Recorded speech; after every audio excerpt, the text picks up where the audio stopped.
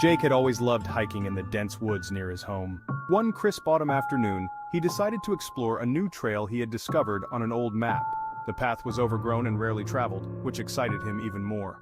After an hour of hiking, he stumbled upon a clearing with an abandoned cabin in the center. The windows were boarded up and the door hung ajar. Curiosity got the better of him, and he decided to take a closer look.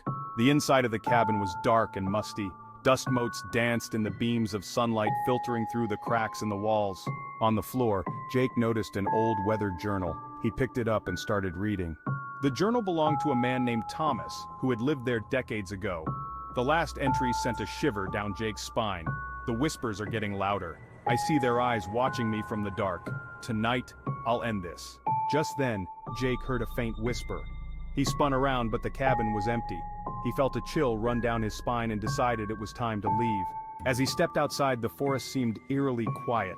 No birds chirped, no leaves rustled. Jake quickened his pace, but the whispers grew louder.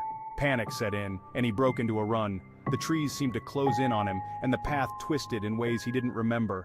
He glanced over his shoulder and saw shadows flitting between the trees, watching him with glowing eyes. His heart pounded as he finally saw the edge of the forest.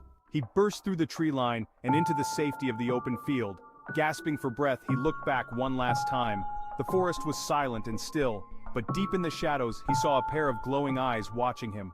Jake never ventured into those woods again, and the cabin remained a haunting memory, a reminder that some places are better left unexplored.